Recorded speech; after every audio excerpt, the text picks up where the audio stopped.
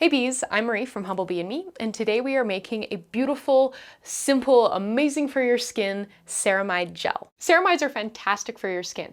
They're great for barrier repair, barrier maintenance, barrier strengthening, helping reduce transepidermal water loss, and helping boost healing. If you want to know more about them, go down to the description box below and click through to read the blog.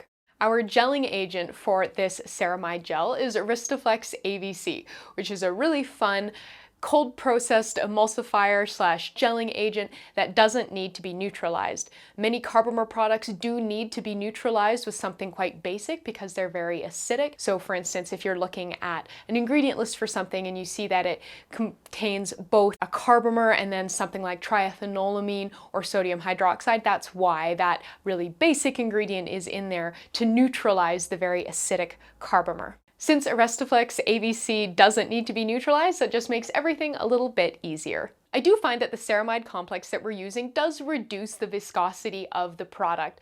Generally speaking, you would expect a product using this much Aristoflex to be much thicker than this gel ends up being, and that's 100% on the ceramide complex, but it still works beautifully, but that's why we're using a little bit more Aristoflex than I've used in other recipes where we were looking for a similar end consistency. I personally find that products that are mostly water and contain some actives can feel kind of tacky on the skin. So in order to counteract that, I've included two types of silicone. There's some cyclomethicone and some dimethicone 350. So cyclomethicone is a very volatile silicone, meaning it evaporates really quickly. It's got gorgeous slip on the skin as you apply, but as it sits on your skin, it just evaporates off very quickly, so it's not too heavy. And then we've got a titch of dimethicone 350, which is not a volatile silicone, so it does stay on the skin, helping to reduce water loss and soften and moisturize the skin and improve the slip and reduce the stickiness of the end product. Our scent comes from a touch of rose hydrosol, though you could use distilled water if you wanted,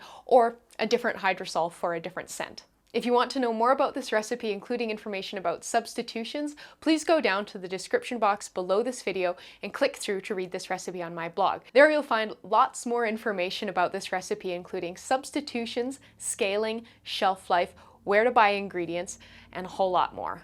But come on, let's get started. Here's our setup for making this ceramide gel.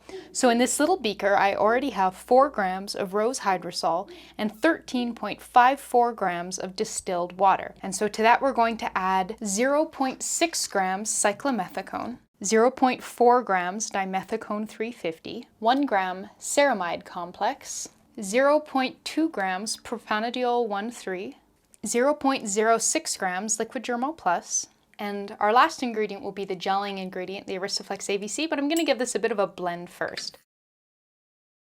Now the oil-soluble ingredients are definitely going to just pop right back out of there, but that's all right. I've kind of broken up the little globs. The ceramide gel, as you saw, was definitely in a bit of a blob, so that's all broken up, and so now we will add the Aristoflex, which will not only gel, but also emulsify our mixture, so we need 0.2 grams of this. Now I'm going to leave the Aristoflex to hydrate and thicken, and once it's done that, we'll come back and give it another stir. So it's been about half an hour, and you can see how there's some kind of blobby bits around the edge there, little bits of the gelling agent that have swollen up, and I can also see kind of a lumpy consistency. So we're going to blend this again to get an even consistency. So there you can see the gel consistency. Because of the ceramides, it's not as thick as a 2% Aristoflex gel usually is, but it's still really quite nice. And I'm going to now pop this in our container. So for a container, I'm going to use this adorable little jar from Voyager Soap and Candle. For a bit of an application demo, you can see it goes on just like a soft gel, spreads around beautifully. It's a really lovely slip, and then just kind of dries down to just a really nice, non-tacky finish. But there you go. You just made a gorgeous rose ceramide gel. Thank you so much for watching. Please subscribe, and please remember to go down to the description box below this video and click through to read this recipe on my blog, where you'll find links to all the ingredients, information on substitutions, scaling, shelf life, and a whole lot more. So thanks so much, and I'll see you next time.